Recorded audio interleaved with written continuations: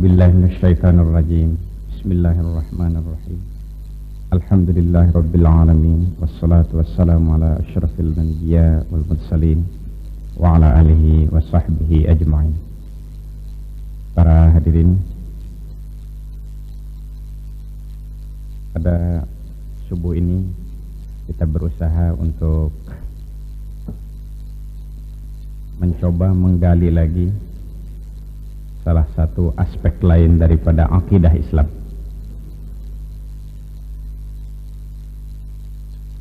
Menurut Al-Quran, sekurang-kurangnya setiap muslim mempunyai komitmen, keterikatan dengan dinul Islam 5 macam. Jadi paling sedikit kita ini mempunyai 5 keterikatan dengan Al-Islam, yaitu keterikatan keyakinan kita, keterikatan iman. Yang kedua, kita mempunyai keterikatan kewajiban untuk mengamalkan Islam, keterikatan amal. Dan ketiga, kita mempunyai kewajiban untuk mempelajari Islam, keterikatan ilmu. Dan yang keempat, kita mempunyai kewajiban untuk mendakwahkan, menyebarluaskan dan membela al-Islam, ikatan dakwah. Dan yang kelima, sabar. Keterikatan ini bisa kita ambil dari salah satu surat pendek yang ada di dalam Al-Quran, yaitu surat Al-Asr. Wal asri innal insan lafi khusrin illal ladzina amanu wa amilus salihat wa tawasaw bil haqqi wa tawasaw bis sabr. Allah bersumpah dengan waktu, wal asri, demi waktu, innal insana lafi khusrin, setiap manusia yang melalui waktu itu pasti rugi. Semua manusia dengan melalui waktu itu, menjalani waktu itu rugi. Semakin panjang usia di dalam hidupnya ini melalui waktu, semakin besar kerugiannya. Semakin lama dia hidup dalam mengarungi waktu itu, al-asr, semakin banyak dan semakin besar kerugiannya.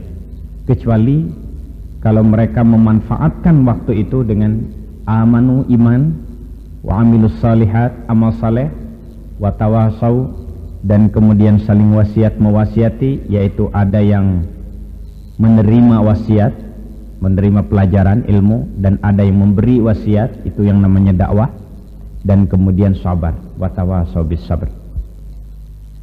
Jadi ini 5 komitmen.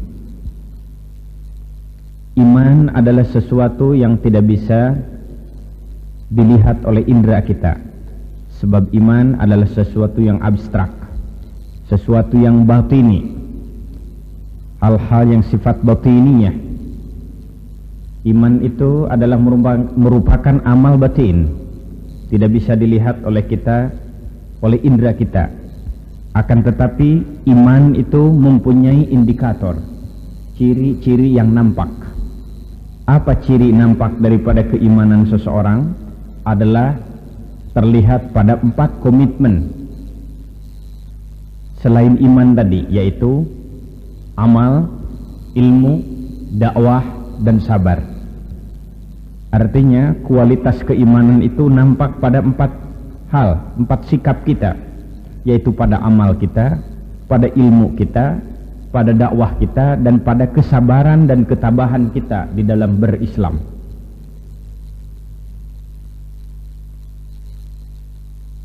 Oleh karena itu tidak mungkin seseorang mengatakan, tidak mungkin benar perkataan seseorang yang berkata seseorang itu imannya kuat, tapi sayang dia kalau salat subuh suka kesiangan. Jadi kalau salat subuh kesiangan, ini artinya imannya belum kuat.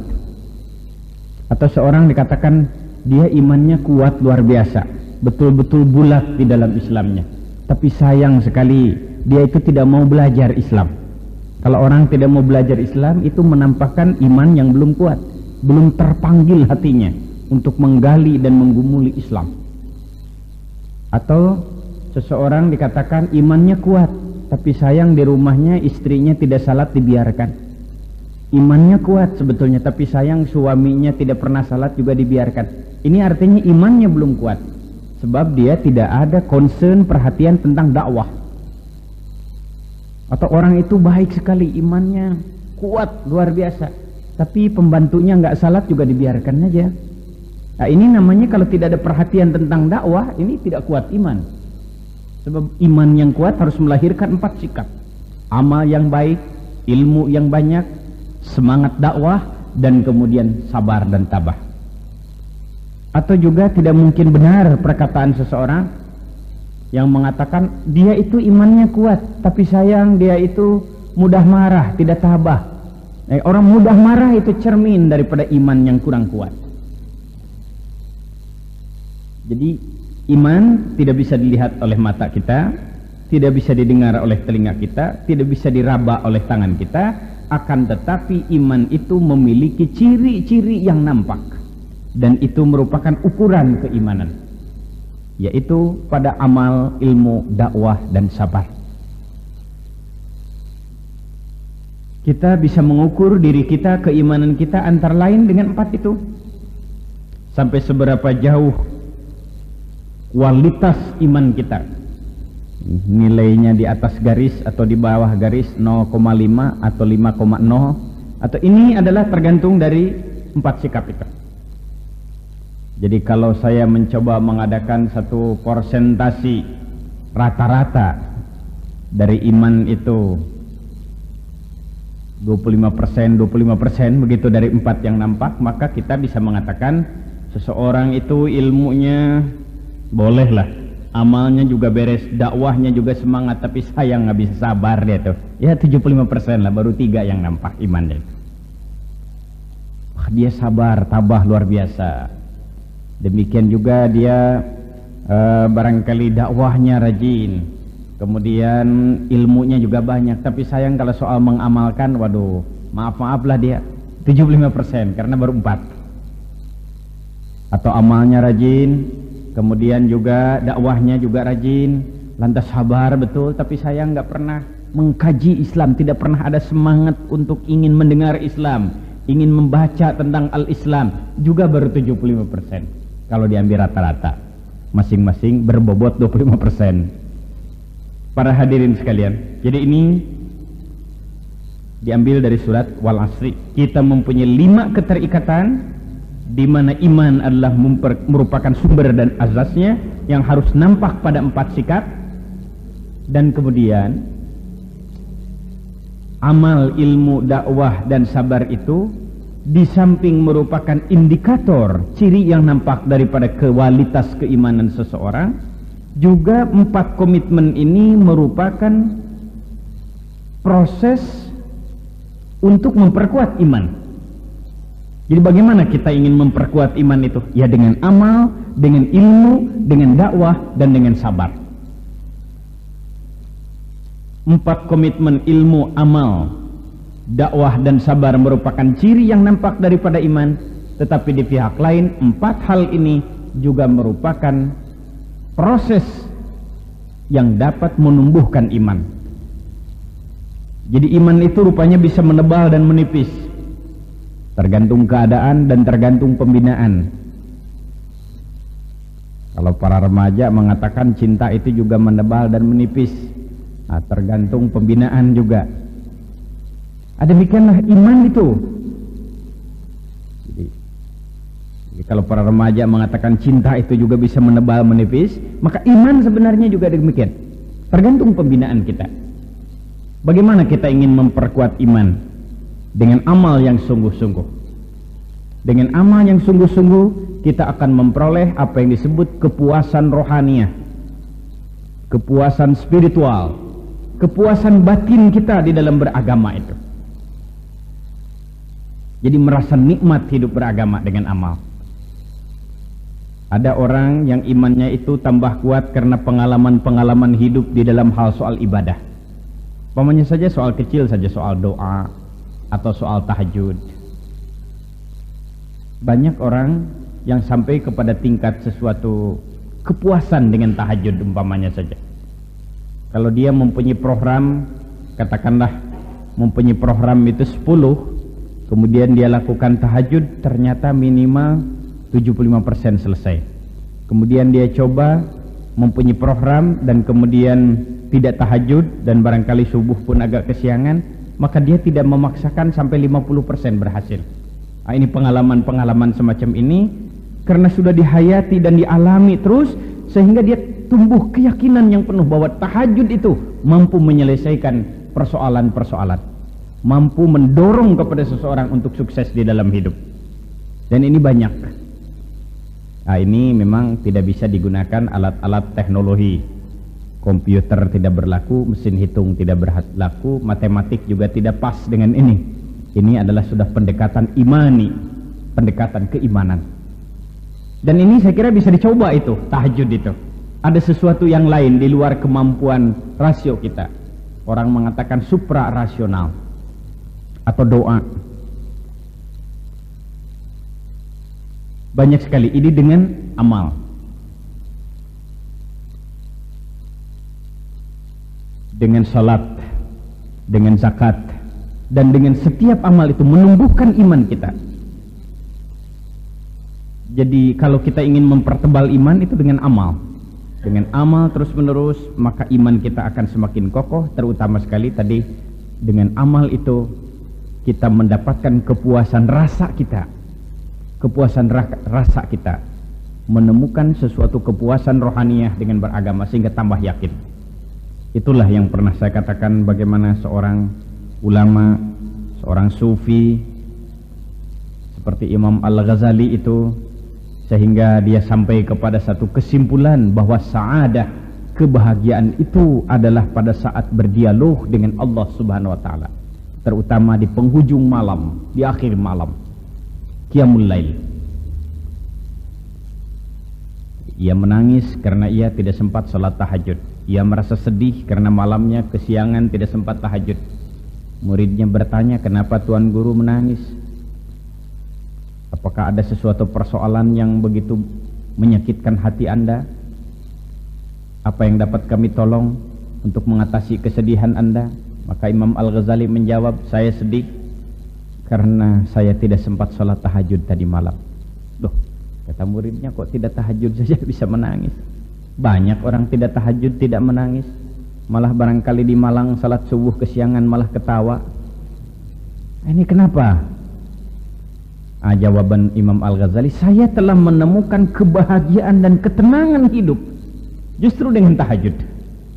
Sehingga pada usia-usia tua kan Imam Al-Ghazali itu mengucilkan diri untuk melakukan terus gerakan-gerakan sholat yang banyak dan tahajud. Nah, ini yang muda-muda jangan ikut-ikutan, jangan lantas lari ke gunung untuk mencari kesucian. Tidak, Islam itu harus bergumul dengan kenyataan dan memimpin kenyataan, merombak kenyataan yang tidak beres menjadi beres, bukan berhindar dari kenyataan. Demikian juga dengan ilmu, dengan menggali terus al-Islam, digali terus, insya Allah kita akan menemukan keyakinan Islam yang penuh.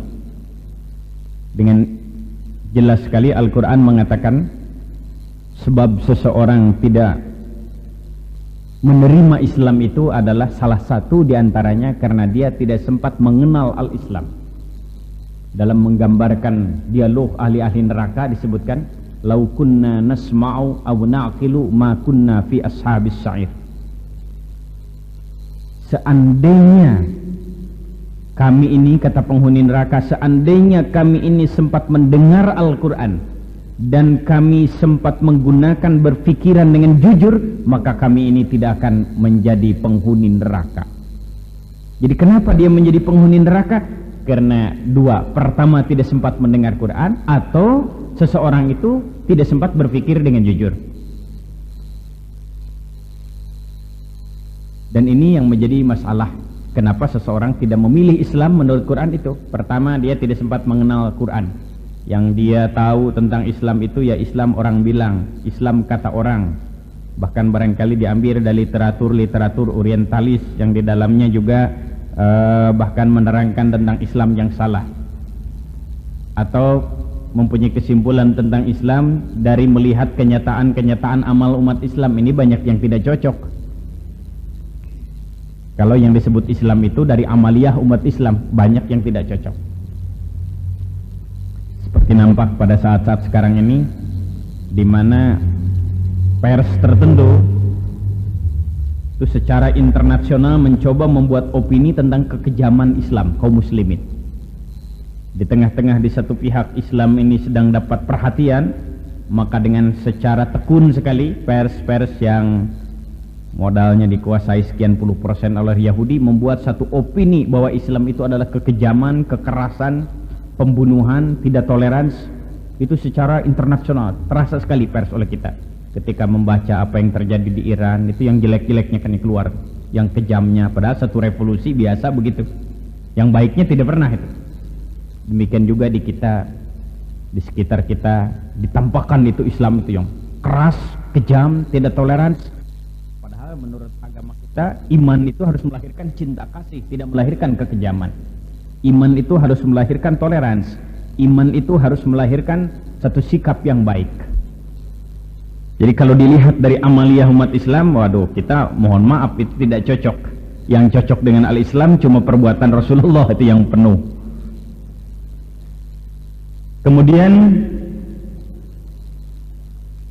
mungkin memahami Islam itu hanya kata-kata menurut cerita-cerita saja, tidak langsung daripada Al-Quran. Ini pertama. Dan yang kedua, menurut Quran tadi bahwa seseorang tidak memahami Islam, dia tahu Islam tapi tidak berpikir dengan jujur. Tidak berpikir dengan jujur. Dan itu contoh klasiknya dicontohkan Abu Jahal, Abu Lahab. Yang pernah dia mengatakan, nah sebetulnya kata Abu Jahal hanya orang gila yang tidak percaya bahwa Muhammad itu Rasulullah. Jadi dia sendiri sebetulnya mendaftarkan diri jadi orang gila. Pada waktu dia mendengar ayat Al-Quran kan dia mengatakan, ini tidak mungkin ciptaan Muhammad, Quran itu. Tidak mungkin ciptaan manusia lain. Kata temannya, kalau begitu apa salahnya kita akui saja bahwa Muhammad itu betul-betul Rasulullah. Apa jawaban Abu Jahal? Oh, ini soal lain, gengsi dong gitu. Jadi soal harga diri. Dan itu banyak sekali hal-hal yang semacam itu, karena harga diri seseorang tidak mau menerima kebenaran. Ya, dalam soal sikap-sikap sederhana saya kira sehari-hari kita sering, karena menjaga harga diri kita, walaupun hati kecil kita mengatakan bahwa itu salah, tapi kita bela. Banyak sekali. Contoh sederhana saja, barangkali seorang ibu yang sedang menceritakan orang lain, mengumpat orang lain. Anaknya bilang, Bu, kata Pak Ustadz tidak boleh mengumpat orang lain, mengunjing orang lain, katanya dosa. Apa jawaban seorang ibu? Karena ingin menang, bukan mengumpat, bukan mengunjing, ini cuma menceritakan saja. Nah, padahal sama saja, toh adik kakak saja itu. Atau seseorang ibu, barangkali seorang bapak berdusta, kemudian anak kecilnya pernah belajar mengaji. Pak, katanya dusta nggak boleh, bohong itu dosa. Yang tidak boleh itu anak kecil, orang tua nggak apa-apa, bisa tobat. Nah, ini sebetulnya gengsi dong itu. Oh, ini banyak. Maka di dalam Al-Quran, dalam surat Al-Fatihah itu dengan indah sekali Allah menyatakan, kita diperintahkan untuk minta kepada Allah minimal 17 kali sehari semalam, ihdinas siratal mustaqim, Tuhan tunjukkan kepada kami jalan yang lurus, jalan yang bisa membahagiakan kami sebagaimana jalan yang pernah Engkau tunjukkan, berikan kepada orang-orang soleh sebelum kami. Nah, ini bukan jalan yang terkutuk, al-maghdub, dan bukan jalan yang sesat. Al-maghdub yaitu orang tahu jalan yang benar, tetapi karena perasaan gengsi, harga diri atau pertimbangan lain, dia tidak mau menerima kebenaran, padahal tahu. Ad-dhalin adalah orang yang memang tidak menemukan kebenaran itu, sesat dia. Maka mufassir sering menafsirkan al-maghdub itu orang Yahudi, tahu dia tentang yang benar tapi tidak mau patuh. Dan ad-dhalin itu adalah beberapa orang Nasrani yang sudah menerima buku yang sudah dirubah, sesat. Jadi ini menurut Al-Quran. Jadi dengan ilmu menggali, apalagi menggali Al-Quranul Karim, akan bertambah yakin kebenaran al-Islam, sehingga dengan ilmu, dengan mempelajari Islam, kita akan memperoleh kepuasan intelektual. Di sini menurut hemat saya, sampai sekarang ini pelajaran ilmu tauhid dalam banyak hal belum mampu dan belum berhasil secara maksimal menumbuhkan keyakinan sehingga seseorang yang belajar itu menemukan kepuasan intelektual di dalam beragama. Kurikulum tauhid yang selama ini, kalau kita belajar ilmu tauhid kan pada umumnya sekarang ini inventarisasi sifat 20, jud kidam bako, kemudian mustahil 20, kemudian wajib pada Rasul 4, mustahil 4. Itu yang biasanya. Tetapi ketika seseorang itu ditanya, kenapa Anda masuk Islam? Sulit jawabannya. Jadi dasar-dasar rasional tentang kenapa masuk Islam yang mestinya merupakan ajaran daripada ilmu akidah, itu tidak sempat terjawab oleh ilmu tauhid pada kurikulum-kurikulum lama itu. Sehingga memang kita perlu ada pembaharuan di dalam bidang metode pembinaan akidah tentang keimanan. Jadi kita sudah menjawab what-nya, apa itu prinsip-prinsip akidah, tetapi why-nya tidak sempat terjawab. Kenapa? Padahal yang diharapkan sekarang, barangkali terutama oleh generasi muda sekarang yang pada saat-saat mengembangkan pikiran dalam ilmu tauhid itu adalah, kenapa? Ini kok yang benar, Islam benar, Kristen benar, segalanya benar. Di mana kita? Kenapa kita memilih Islam? Menurut hemat saya dari ilmu tauhid yang lama itu belum sempat terjawab. Karena metode Al-Asy'ari dan Al-Maturidi adalah inventarisasi sifat Allah. Itu tidak salah, akan tetapi menurut hemat saya perlu ada penambahan dan pembaharuan dalam pendekatan dalam masalah ilmu akidah. Ini kita bisa lihat sebetulnya dari risalah Tauhid Abduh, itu sudah mulai melangkah, tapi kurang populer di kita. Atau beberapa ulama lain yang mengarang, yang menulis tentang ilmu tauhid itu. Jadi dengan ilmu bisa mempertebal keimanan. Kemudian dengan dakwah. Dakwah itu secara umum sebenarnya sama saja dengan jihad. Cuma masyarakat kita agak sedikit takut untuk mengatakan jihad karena pernah ada komando jihad. Sehingga ada Masjid Al-Jihad di Bogor diganti dengan Masjid At-Taqwa. Ketakutan luar biasa. Nama mujahidin diganti jadi mutakin saja, biar kelihatan sejuk kalau mutakin. Kalau mujahidin kelihatannya mau bertempur saja. Ini karena salah mengerti lagi. Kita 3:30 berangkat dari rumah dengan melemparkan selimut, berangkat ke Masjid Ayani, ini juga sudah jihad kita. Nggak ada korban apa-apa, cuma kantuk kita yang dikorbankan. Yang menangis setan saja. Jadi memang ada yang disebut jihad itu berperang, tapi itu kan bagian kecil saja. Dan Islam juga punya aturan-aturan yang sempurna tentang perang itu. Jihad itu memerangi hawa nafsu sudah jihad. Kita sedang malas kemudian paksakan membaca Quran, itu pun sudah jihad. Begitu masuk masjid ada lantas memasukkan sekian rupiah uang kita ke celengan, itu juga sudah jihad. Dan hal-hal yang semacam ini nggak perlu pakai komando lagi, masing-masing orang sudah komandan. Jadi tentang jihad, jadi ada kesalah mengertian di kita, atau mungkin juga sengaja disalah mengertikan tentang jihad ini.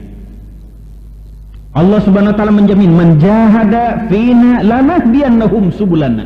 Itu jaminan Allah. Barang siapa yang betul-betul berjihad, bersungguh-sungguh berdakwah di jalan Allah, maka kami pasti, pakai nun taukid dan la takkid itu, pasti kami berikan, lanahdiyannahum subulana, pasti kami tunjukkan kepada jalan kami. Artinya iman akan tambah kuat. Demikian juga hadirin dengan sabar. Ini menurut hemat saya 5 komitmen, 5 keterikatan, 5 kewajiban kita yang pusatnya pada, sekali lagi, pada iman. Bagaimana iman kita, keyakinan kita terhadap al-Islam ini? Aspek-aspek apa dari keimanan kita kepada al-Islam? Ini juga yang jarang disentuh oleh ilmu tauhid yang selama ini ada. Sekurang-kurangnya di dalam Al-Quran saya lihat ada 4 hal, ada 4 aspek keimanan kita kepada dinul Islam, agama yang kita peluk. Pertama, Kita yakin bahwa Islam adalah satu-satunya agama Allah yang benar. Perhatikan, bukan salah satu, tapi satu-satunya agama Allah yang benar. Ini tidak bisa tidak, bagi orang Islam harus demikian. Inna dina indallahil Islam. Sesungguhnya agama yang benar di sisi Allah hanyalah Islam. Wa may yabtaghi ghairal Islam dinan falan yuqbala minhu. Barang siapa memilih agama selain Islam, Allah tidak menerimanya. Ini keyakinan kita. Oleh karena itu, sikap seseorang yang mengatakan, walaupun dia adalah seorang kiai, barangkali dia mengatakan Islam, agama itu semuanya adalah benar, semuanya adalah baik. Nah, ini sudah tidak Islam lagi. Runtuh akidahnya menurut hemat saya. Seseorang mengatakan semua agama adalah baik dan semua agama adalah benar, dia tidak beragama. Dia tidak beragama. Itu ciri orang tidak beragama, adalah mengatakan semua agama adalah benar. Sebab akan terjadi kontradiksi di dalam dirinya sendiri. Seorang Kristen yang mengatakan umpamanya semua agama adalah benar, dia bukan Kristen yang baik. Seorang Hindu yang mengatakan bahwa semua agama adalah benar, bukan Hindu yang baik. Dan seorang Muslim yang mengatakan bahwa semua agama adalah baik dan semua agama adalah benar, bukan Muslim yang baik. Bahkan diragukan keimanannya karena bertentangan dengan pernyataan Allah. Tidak, seorang Muslim harus mengatakan agama yang benar hanya Islam. Ini tidak berarti bahwa kita tidak toleransi terhadap agama lain. Sebab kita juga mempunyai nilai-nilai, norma-norma. Ada lakum dinukum waliyadin, bagi ente agama ente, bagi anak agama anak, bagi anda agama anda, bagi kami agama kami. Bersepakat untuk berbeda. Agree in disagreement. Kita juga mengenal apa yang disebut kalimatun sawaun bainana. Kita membuat sesuatu konsensus yang disetujui oleh bersama, yang kita hargai bersama. Jadi kita juga punya la ikraha fid din, tidak ada paksaan dalam agama. Bahkan dalam hubungan tata sosial kemasyarakatan, Islam tidak perlu diperintahkan lagi, sudah mengenal yang disebut toleransi tasamuh itu. Umpamanya saja dalam menerima tamu, menghargai tetangga, menolong orang yang perlu ditolong. Kita tidak mengenal batas-batas agama dan kepercayaan. Tidak perlu tanya agama. Umpamanya saja tamu datang perlu tanya, apa agama yuk? Lanawun, lah kan? Apa agama yuk? Waduh, keren betul. Islam, coba baca syahadat. Wah, sudah baca syahadat, coba terjemahkan. Habis diterjemahkan, apakah anda sudah dihitan atau belum? Oh, ini urusan pedalaman ini. Jangan tanya-tanya yang dalam-dalam begitu, ini gawat ini. Atau kita barangkali melihat orang yang sedang mendapatkan kecelakaan di pinggir jalan, lantas kita tanya, orang hampir mati perlu dibisikin telinganya, apa agama kamu? Konghucu, modar kue. Nah, ini sudah salah lagi. Tidak perlu kita harus menolong. Apakah dia Islam maupun orang Islam, harus kita hormati dalam tata pergaulan masyarakat. Dan itu Islam namanya. Bahkan dikatakan rahmatan lil alamin, kasih sayang bagi seluruh alam, bukan untuk orang Islam saja, bukan untuk manusia saja, akan tetapi fauna dan flora, hewan dan tumbuh-tumbuhan harus mendapatkan kasih sayang kita. Apalagi manusia, apalagi dengan orang mukmin lagi. Ya cuma beda gambar saja, atau cuma beda kartu anggota saja. Kita tidak mengerti itu. Berbeda agama pun tidak ada dinding-dinding agama dalam soal pergaulan kemasyarakatan. Jadi jangan ada peribahasa biarin aja curi juga lah orang kafir ini. Enggak, orang Islam tidak boleh mencuri. Walaupun kepada orang kafir, termasuk curi setrum tidak boleh. Oh, curi setrum kan Pak nggak dimakan. Iya, yang curi mobil juga nggak dimakan mobilnya. Kalau ukuran makan bahaya itu. Apa yang curi mobil itu terus makan mobil. Para hadirin sekalian, jadi Islam mengenal toleransi, tapi dalam aspek akidah kita harus mengatakan bahwa Islam yang benar satu-satunya.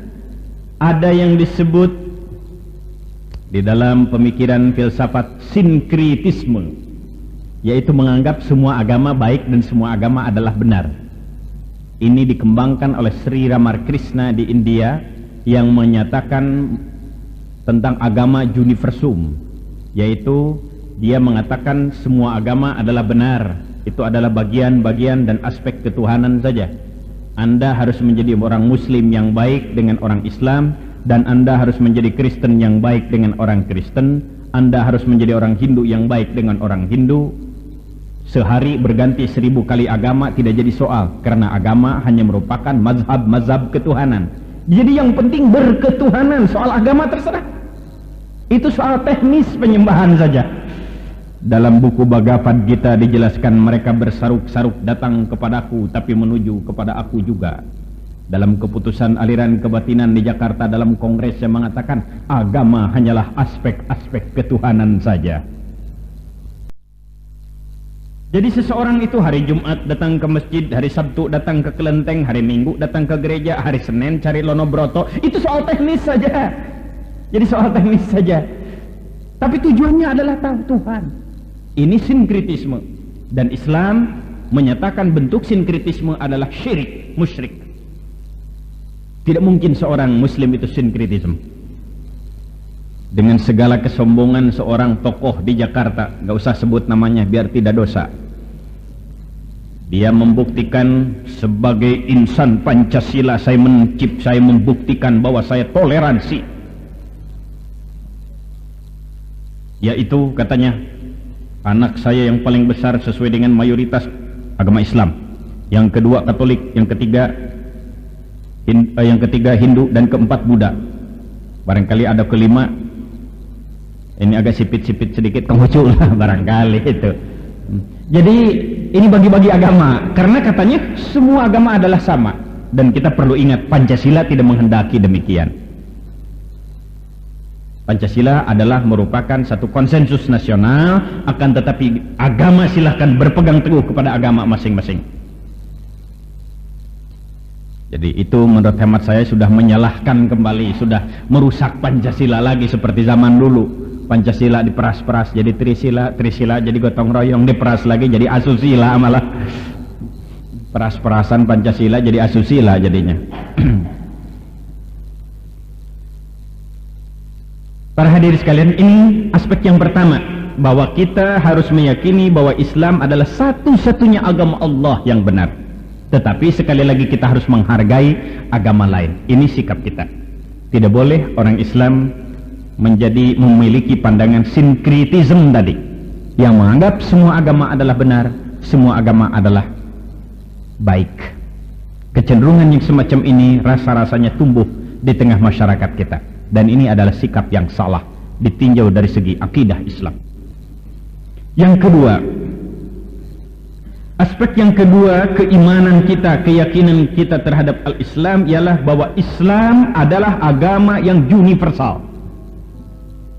Artinya bahwa Islam itu bukan hanya agama Nabi Muhammad, tetapi Islam itu adalah agama setiap Nabi dan setiap Rasul. Sejak Nabi dan Rasul pertama yang diutus oleh Allah, agamanya adalah Islam. Jadi Islam bukan hanya agama Nabi Muhammad, tapi agama seluruh Nabi dan seluruh Rasul, yaitu menyerah diri kepada Allah Subhanahu wa Ta'ala.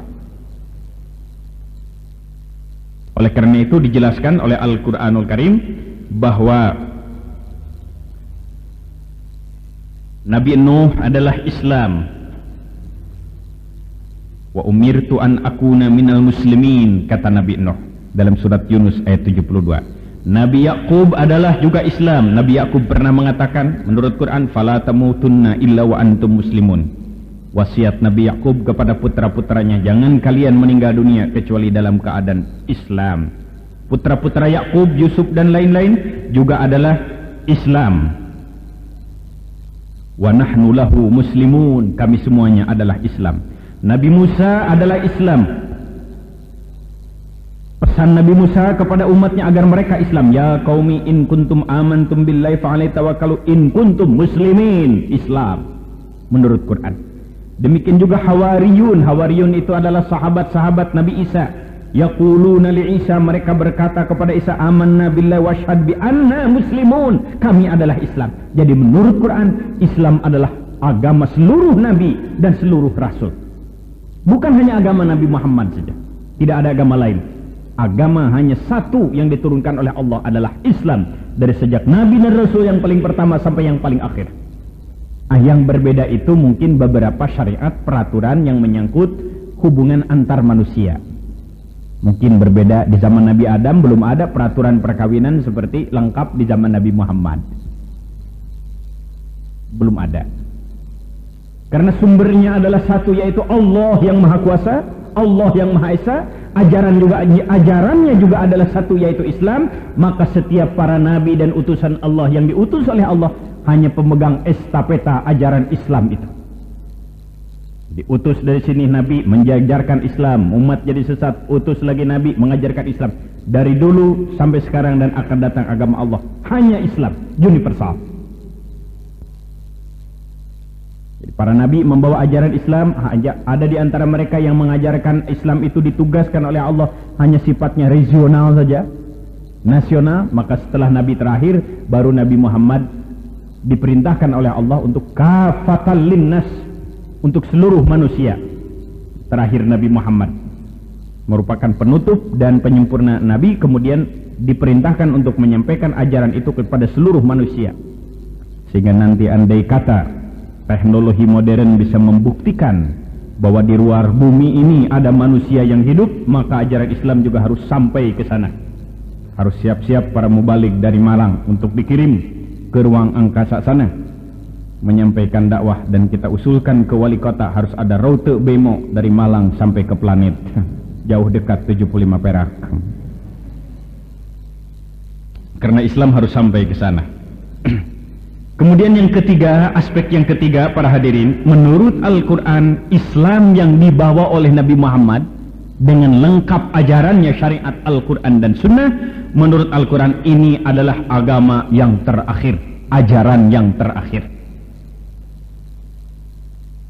Jadi merupakan ajaran, di samping Nabi Muhammad adalah merupakan Nabi dan Rasul yang terakhir, juga ajaran yang dibawa oleh Nabi Muhammad merupakan ajaran yang sudah final terakhir. Jadi tidak akan ada ajaran-ajaran baru dari Allah Subhanahu wa ta'ala.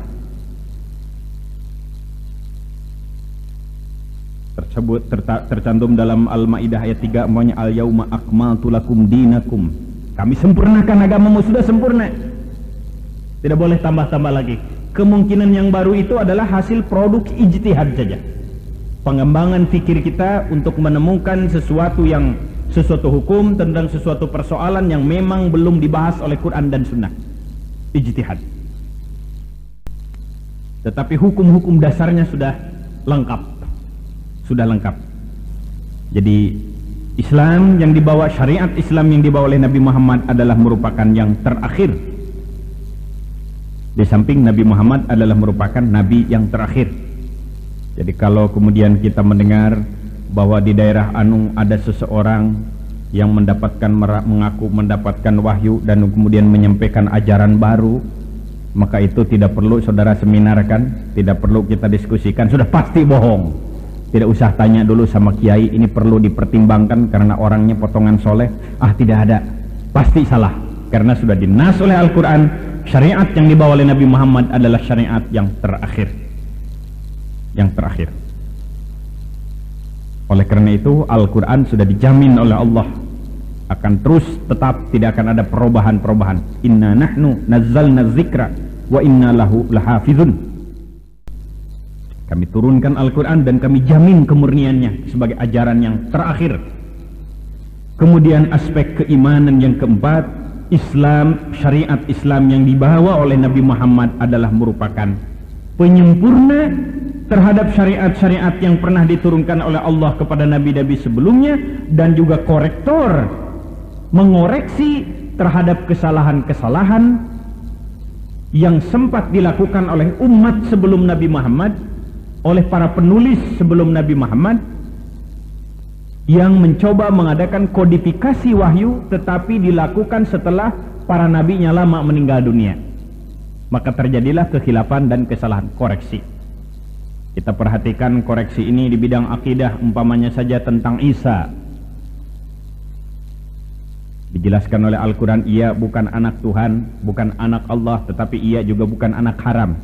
Kenapa dijelaskan demikian? Karena Nasrani menganggap ia adalah anak Allah, dikoreksi oleh Al-Quran, bukan anak Allah. Orang Yahudi menganggap bahwa ia adalah anak haram, maka Quran menyebutkan bukan anak haram, tetapi Ibnu Maryam. Mereka mengatakan bahwa Isa adalah mati disalib untuk menebus dosa, maka Quran menyatakan wa ma qataluhu wa ma salabuhu walakin syubbiha lahu. Ini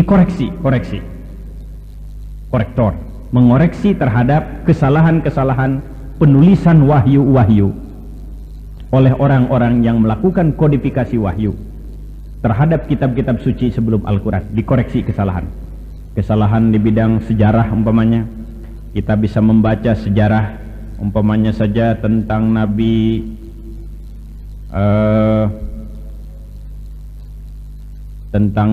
Sulaiman, yang menurut Bible itu dikatakan Nabi Sulaiman sebelum meninggal dunia menyembah kepada batu-batu dan dewa-dewa. Dikoreksi oleh Al-Quran, tidak benar cerita itu. Kemudian disebutkan lagi Nabi Harun merampas perhiasan dan memaksa masyarakat untuk menyembah anak sapi. Dikoreksi oleh Al-Quran, cerita yang sebenarnya bukan itu. Cerita tentang dalam kitab Kejadian Genesis yang mengatakan bahwa Nabi Daud berzina di muka umum, maka terlihatlah di atas sutuh baginda akan seorang perempuan yang tengah memandikan cembaranya. Perempuan itu adalah Batsyabah, anak orang Uria binti orang Heti itu. Itu disebutkan dalam Bible itu, maka bersetubuhlah baginda dengan perempuan itu. Kemudian oleh baginda disuruh pulanglah. Nah, ini pernyataan ini fitnah terhadap Nabi Daud. Tidak mungkin seorang nabi berzina apalagi di muka umum. Maka dikoreksi oleh Al-Quran, innahu min ibadinas sholihin, dia orang yang saleh. Kemudian juga Nabi Lut, dikatakan di dalam Bible Nabi Lut itu berzina dengan dua anak kandungnya. Maka berseketiduranlah yang sulung itu. Maka ia tidak sadar maka Lut tidak sadar. Kemudian dikatakan maka mengandunglah kedua anak Lut itu dari bapaknya sendiri. Dikoreksi oleh Al-Quran surat Al-A'raf, tidak benar cerita itu. Ini koreksi Al-Quran Al-Karim. Jadi sekurang-kurangnya saya lihat ada 4 aspek keimanan kita kepada Al-Islam. Pertama, kita yakin bahwa Islam adalah satu-satunya agama Allah yang benar.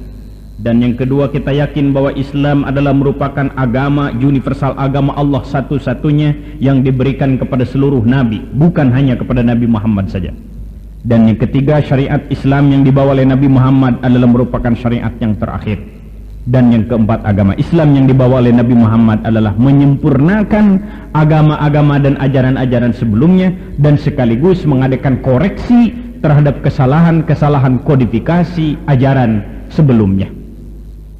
Sehingga dengan demikian barulah kita berislam dengan sungguh-sungguh kalau memiliki sekurang-kurangnya 4 aspek keimanan ini. Dan untuk menunjang 4 aspek keimanan ini, kita mempunyai tadi 5 komitmen. Mempunyai 5 komitmen, yaitu iman, di mana harus dibina dengan 4 sikap, dengan amal yang baik, dengan ilmu yang baik, dengan dakwah, dan dengan sabar.